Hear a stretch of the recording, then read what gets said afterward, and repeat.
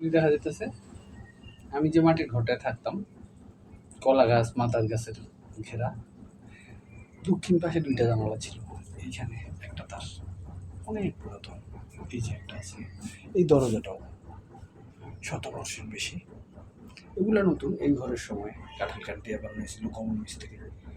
আর এটা সখীর মা আর হইলো ওই যে শিবুর আব্বা কি জানি দুই মালিক কি আমরা বলতাম, এই ঘরটা করছে। এই কোনায় পান টান দিয়া, এই যে যেখানে এই কোনাটায় গায়রা করে মানে বলে আমাদের এখানে, পান সুপারি দিয়া সে যেদিন প্রথম কাজ করতে আসে।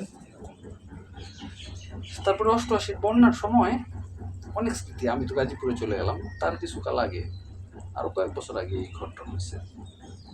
এখানে একটা বড় পেয়ারা গাছ ছিল। পেয়ারা গাছ আমাদের মেইন ছিল ওই যে রান্নাঘর, ওইখানে ওই কোনায় কলপারে। সেই পেয়ারাটা অনেক ইয়া ছিল, মানে সুনাম ছিল এলাকায়, এবং স্বাদ। এগুলো তো মরে যাবে, পোকা হবে, রেডিয়েশন, মোবাইল টাওয়ার চারপাশে, তারপরে পলিউশন, পোকা হয়। আসলে ওরা তো টাকার জন্য সব কিছু করে দেয়, পানি, বাতাস, নিজের মা সহ, নিজের অস্তিত্ব সহ, নিজের আত্মা সহ, কিচ্ছু বলার থাকে না। ওই যে বললাম, স্বার্থ বিচার, এই একটা শব্দই না আমার থামায় দেয়। আজকে বলতেছিলাম জোয়ান বায়াসডে, একটা গান লিখতেছিলাম, ও জোয়ান বায়াস তুমি কেন গান লেখো না।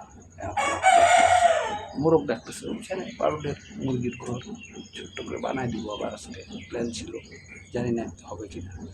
এই যে তেলাপ করা আছে, সবাই আমার সাথে থাকবে। এই দুধ তেলা পোকা মুরগি, আমি কীটনাশক দিব না তো, ওদের তো অধিকার আছে, কোটি কোটি বছর ধরে টিকে আছে। এই নরম সরম একটা প্রাণী, অবশ্য যে মজার ব্যাপারটা এগুলো স্বর্ণ পর্যন্ত হজম করে ফেলে খেয়ে।